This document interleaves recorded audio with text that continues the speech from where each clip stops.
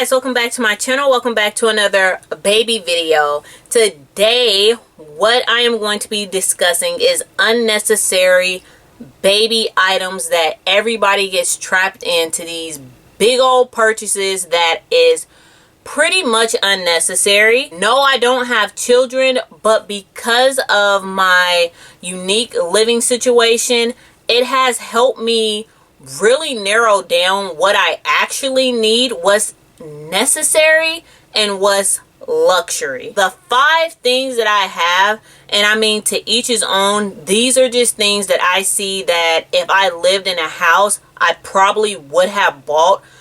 But I am so happy that I don't live in a normal traditional house. I do live in a fifth wheel RV. So I'm happy that I don't live in a traditional house, because I would have probably, 1, stressed myself out about needing these items. 2, would have went just completely overboard and wasted a lot of money if I didn't even stress myself out about needing these items.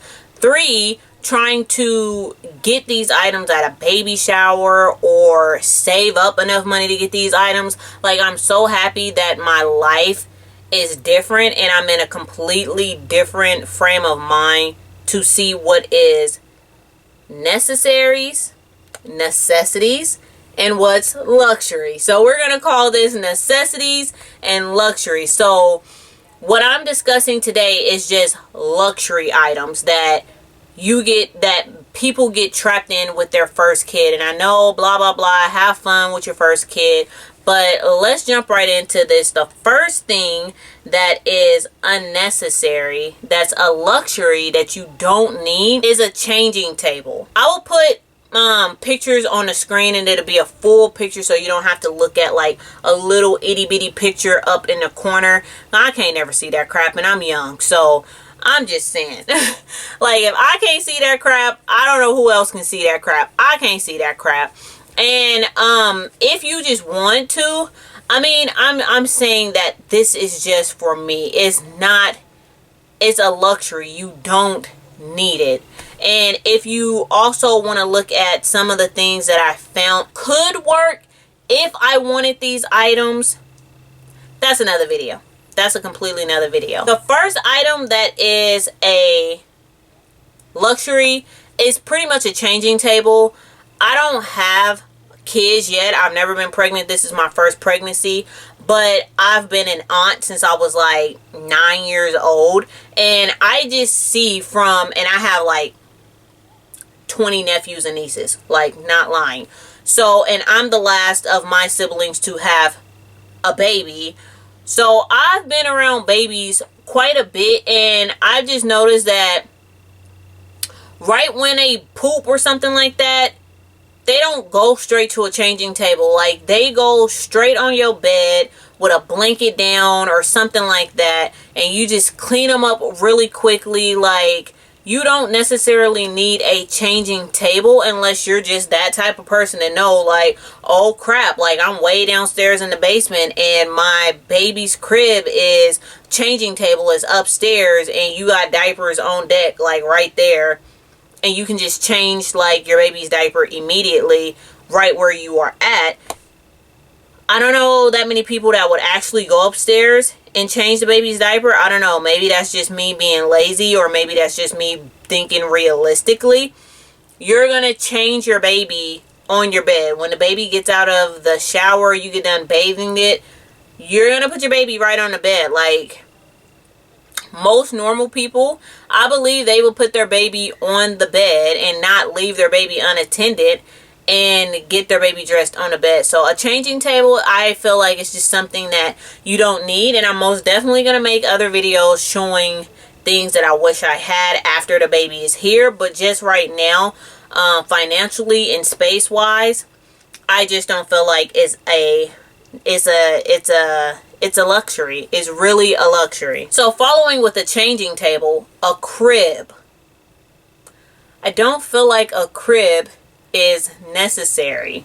Like, it's such a waste of money to me. For one, they're really big. For two, they are only good for what, probably the first year 2 years. And a crib and a bassinet is kind of different. And a bassinet, like if that is another thing that you want on your item or on your list, a bassinet too, that is such a waste of money, because what a bassinet is smaller than a crib.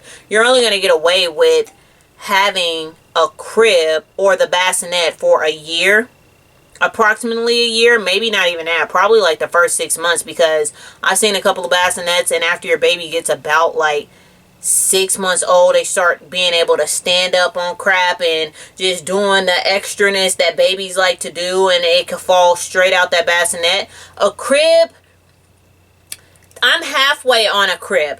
Either if you have like the 3-in-1 where the crib will turn into a regular toddler's bed after it's done being a crib, I don't feel like that's a waste of money if you're in a house.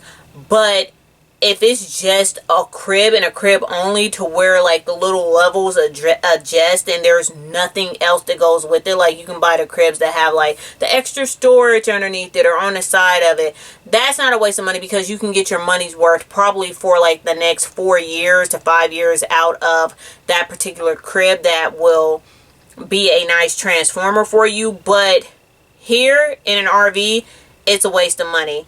I'm just going to make sure I have really high guardrails up on the side of the RV bed that is already in here, and just make it a little bit more safe. I'm going to be building a little bassinet bed on the side of my bed over here, just to save money and space, and something that is disposable after the baby is no longer going to be sleeping in like a bassinet setting, or a like in my room for that first like 8 months to a year. Like after a year, you're going to go into your own room. But just for the bassinets and stuff, it's such a waste of money, because they're going to grow out of it. And I don't want to spend like $150 on something that's only going to last a year. That's just me. I'm very frugal. That's just me. The next thing that is a complete waste of money is a nursing chair. A nursery chair, a nursing chair. You are not going to go in that room by yourself, sit on that chair, and literally nurse your baby or rock your baby to sleep. Or in the middle of the night, get up and go and look at your baby and sit in the chair with your baby. Like, come on. I mean, like I said before, this is my first pregnancy. I don't have any kids, and I've never been pregnant before, but just from watching people around me, because I'm 30 and I've seen kids grow up, when a kid is crying in the middle of the night, I've never seen anybody get up in the middle of the night and go into the nursery room, get their baby, and freaking breastfeed them in the middle of the night sitting up in the chair. That's a movie type of crap. Like, yeah, I've seen that mess on movies, but in real life, I've never seen any mom with you giving birth, you being tired, and you think you're going to get up in the middle of the night every time when your baby make a sound to go sit in a nursery chair or in the nursery in a chair and breastfeed your baby, and then put them back in the bed, and then you come back in the bed. No, your baby's going to be right there next to you, right in your room. So when it makes a sound or whatever and you ready to breastfeed them, you're going to nurse the baby right there, while you dang near probably go back to sleep while you're nursing your baby. You're not going to need this expensive chair for no reason. And once again, because I live in an RV, that is just something that I'm not going to have. Like, there's no room for me to have unnecessary stuff in my small space. A pack and play. A pack and play, I feel like, is unnecessary, because, now this is my own biased opinion, you guys. Like, I'm not trying to piss any other actual mothers out there that have dozens of kids. But a pack and play is just a big old square that you can literally put your kid in a cage when you want to do something and you don't feel like watching them any longer. Like, you're going to put your kid in this cage, which is a pack and play, just to make sure they're not getting into anything. But with how small my RV is, yet and still, like I keep saying, is like, it's a waste of money, because I'm just going to make sure that I'm very aware, very attentive, and then I can get like the baby guard rails. if I need them to be in a certain area in my house because it is small enough. Even when I lived in a bigger house and my sister had a baby in the house, we didn't have a pack and play. We just guarded off certain areas of the house that we didn't want the baby to get into, or else we just made sure that we watched my sister's baby. It wasn't put the baby in a pack and play and leave the baby in there unattended, which I don't think is safe anyway, and especially if the baby's got toys in that pack and play, I don't think that's safe regardless. So I feel like a pack and play is just a waste of money, because yet again, you're probably only going to use it for about a year or so, and then it's just going to be something else that you might be attached to and you don't want to get rid of. And it's like, okay, do I want to try to resell these things that I'm only going to use for a year, or what am I going to do with it? So for me, a pack and play is a luxury, is not necessarily a necessity. So this is another one that I'm kind of on a fence with, but I'm not on a fence with it. You need a baby swing, like one of the little swings. Like I said, I'm gonna put pictures up on the screen just to show you guys what I'm talking about. But you need a baby swing. But they have these stupid looking futuristic freaking swarm your baby around and all these little different types of motions and crap that's like $500 dang dollars. And I'm just kind of like, do your baby really knows the difference? Like, I'm confused from an $80 one. Like, now don't go super cheap, but an $80 one, $90 one versus a $500 one. Like, I am not gonna buy something that is $500 for my baby to only literally be in for the first year of its life. That swing, the futuristic looking one, you're only buying that crap just to say you got it. And then for it to be like, tell me if you guys are the same way down in the comment section. When crap gets too techie, it gets confusing. Like, you don't even use half of the dang functions on whatever you have that is techie. Like your phone, for example. How many of the cool, awesome features do you actually use on your phone? My phone is waterproof. How many times have I accidentally dropped my phone in the water? Anybody that knows that they don't want to break their phone, they're not going to even be nowhere near close with their phone in the water. But my phone is waterproof. It's like, it's just another techie thing for them to charge you more for your phone, and you ain't never dropped your phone in the water.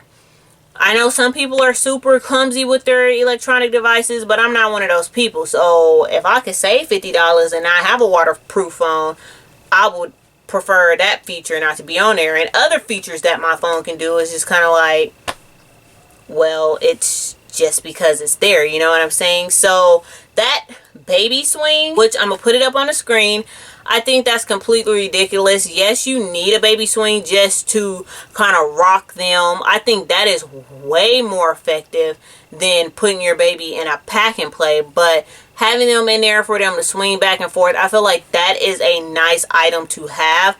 But the particular swing that I'm talking about is a luxury. It's ridiculous to waste your money on something that expensive for you probably not to use all of the settings, and it looked like it would break and be pretty irritating to try to exchange it or get your money back for it. So those are the 5 things that I feel like I'm kind of dodging a bullet because I don't have a house, so I have to think about my first time baby purchases. Yeah, I'm pretty happy that I don't have a normal house and I'm not in a normal situation, and I have to actually think about some of these things before I just hop right into it and make unnecessary purchases. So if you guys like this video and want to know what else I have to think hard about because of my living situation being in an RV, please just leave comments down below and let me know if you agree or if you disagree with some of these things that I talked about. If you don't feel like they are